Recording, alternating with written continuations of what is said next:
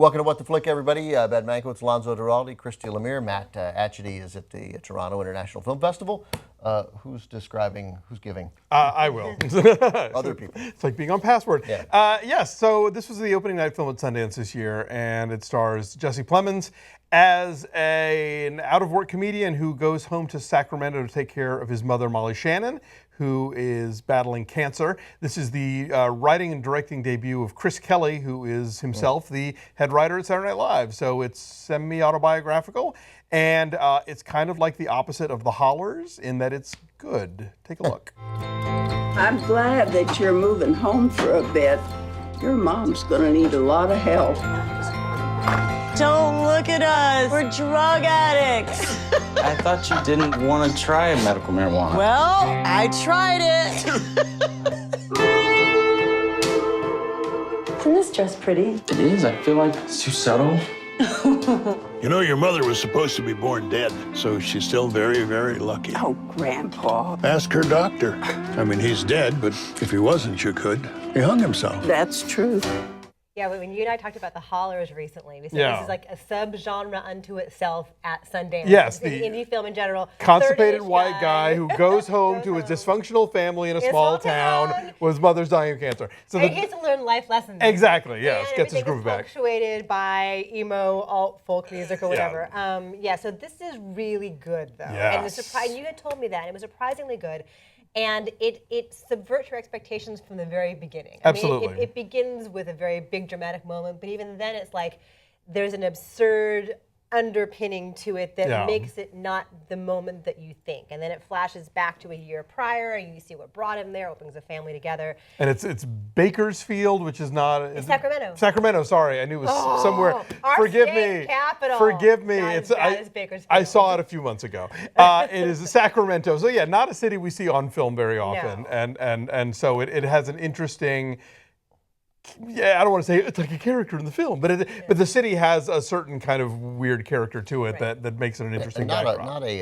I mean, only for us in Los Angeles and people in New York, not a small town either. The capital of California. Yeah, I guess, but you know. compared to like LA, but also, I mean, it's where he lives is like a very generic kind of tract house suburbia. Yeah. No, I think it feels small. And, I agree with that. yeah, but they're not making fun of it. I mean, No. well, they do make fun of like the one sad gay bar in all of Sacramento. Yes, and the terrible waiter. Yeah, and so this surprises you over and over again. Yeah. He is gay. He came out a decade ago. Bradley Whitford plays his father, Who's still not can't accept down with it, yeah. They have a series of very, very cringe-inducing conversations. But the one line that made me just want to crawl on my seat is like, we can debate that some other time. We can debate the fact that you're gay. I'm like, oh, this is tough. And then again, like, it doesn't entirely demonize him. Like, No. he's just conservative and he loves his son, but doesn't know how to deal with this. Right. And so there's a lot of shading to everyone here. Molly Shannon is, fun-loving and big-hearted. She's amazing. I think this is a real revelation because I think we've always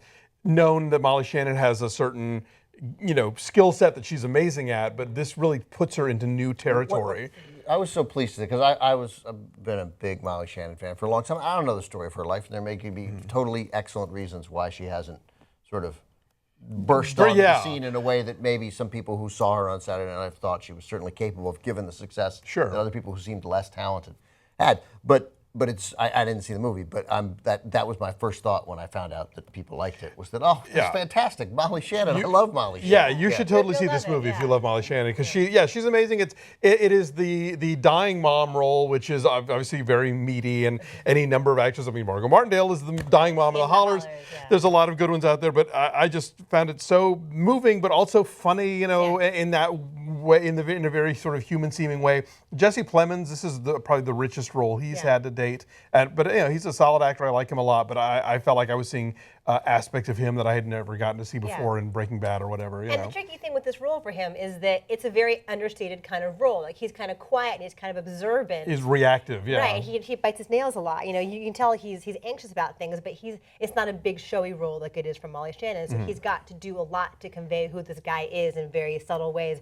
And understatement throughout the whole movie is what really works for it. Like Yes. it's about the mundane moments in their lives over the course of this very tumultuous year and the minutia of their daily lives and how they still try to maintain some semblance of normalcy. It hasn't got a whole lot of really, really big moments in it, but it feels like a very rich film. Yeah, there's not a lot of there's not a lot of chest beating, and I think if you have had illness, in your own family, in your own life, and dealt with that stuff, you'll recognize a lot of the moments here as being very just on a human scale and not just some big melodramatic thing. Yeah, very true. I know all you the didn't. time. You didn't see it, Christy, but Jesse Plemons was the master of small moments in Fargo. Oh, that's true. Yeah, Fargo. for season 2, absolutely. where Yes, it was yes, just, yes. It really was just one small moment after another, with a couple of hideous murders Thrown in. Yeah. So much Forced by- television yeah. that I missed, but by the end, you will be sobbing. Oh, tears, God. ugly Ugly screaming cry. tears. Yes. So please bring tissues, whether you have lived with someone who has gone through this or not. Yeah. I think you'll connect with it, and we should talk about we're not going to say what song it is. Yeah, there's a brilliant musical choice throughout this movie where it's a song that is part of the American wallpaper that most people hate. I hate it. And yet, by the end of the movie, you will come around, you'll find a completely Yes. different way of even listening to it. It's genius. It's been stuck in my head for days, and I wrote my review of this movie for RogerEbert.com yesterday, and then I got in the car to get my son from school, and what is the first song on the radio? Of course. Go away, get out of my brain. But I felt differently about it too. I'm not sure I like it now, but Me neither, but at least now I have a new context for it. When I hear it, I'll think about this movie, and that'll make me like it better. It's really good, and clearly it's a very personal story for Chris Kelly, and I look forward to what else is. Yeah, because his directing credits are they're nothing. Yeah, no, this is his feature debut. Yeah. It's, I mean, if there's a thing to sort of take against this movie, it's not visually all that dynamic. It's fairly straightforward, but again, I think it's in keeping with we're in Sacramento, and it is decidedly unflashy for sure. And I would say there are a couple of things that are broad in a way that feels out of place. There's the grandparents played by the lovely June Squibb. Oh, and true, Paul yeah. Dooley. And then there's this out of nowhere crazy teenage drag performance. I kind of love that.